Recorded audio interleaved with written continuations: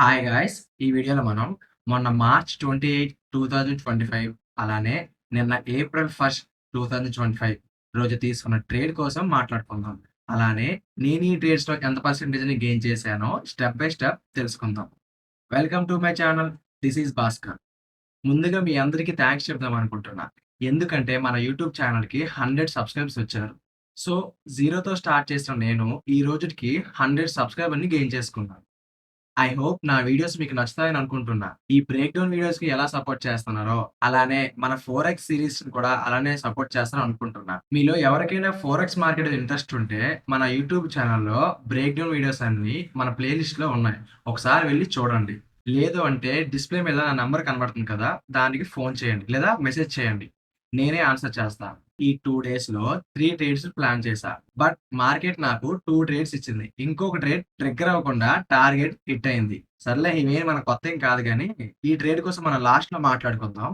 ఇప్పుడు దీనిలో first trade కోసం మాట్లాడుకుందాం. ఈ ట్రేడ్ నేను లండన్ సెషన్‌లో గోల్డ్‌లో తీసుకున్నా.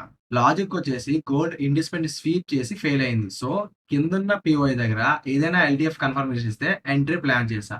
సో, మార్కెట్ ఏం చేసిందంటే కిందున్న పీఓఐకి టచ్ చేసి ఎల్‌టిఎఫ్ కన్ఫర్మేషన్ ఇచ్చింది. సో, నేనిక్కడ ఎంట్రీ తీసుకున్నా. కాసేపటికి నా స్టాప్ లాస్‌ని నా బ్రేక్ ఈవెన్‌కి షిఫ్ట్ చేసుకున్నా. ఫైనల్లీ మార్కెట్ నా బ్రేక్ ఈవెన్‌ని హిట్ చేసింది. ఈ ట్రేడ్‌లో నేను $30 తీసుకున్నా. అంటే నేను యూజ్ చేసిన అకౌంట్ సైజ్‌కి 0.30% గెయిన్ చేసుకున్నా.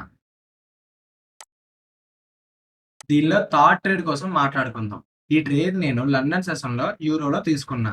యూరో నేను ఇంట్రాడేకి యూజ్ చేస్తున్న స్ట్రక్చర్ ఇంటర్నల్‌లో ఉంది. సో, నేనేమనుకున్నానంటే మార్కెట్ కనుక సెషన్ లిక్విడిటీ తీసుకుంటే ఇక్కడి నుంచి బయింగ్ ప్లాన్ చేశా.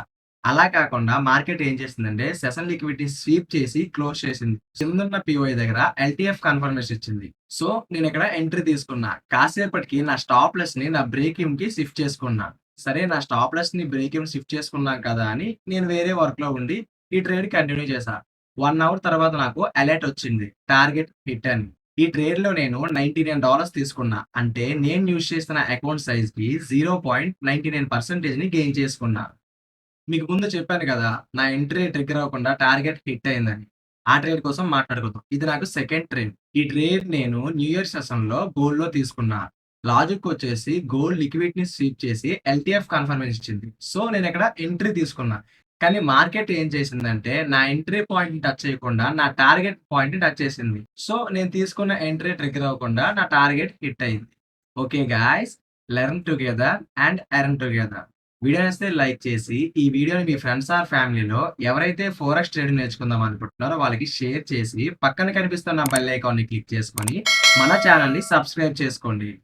నెక్స్ట్ వీడియోలో మళ్ళీ కలుద్దాం. See you there. బై.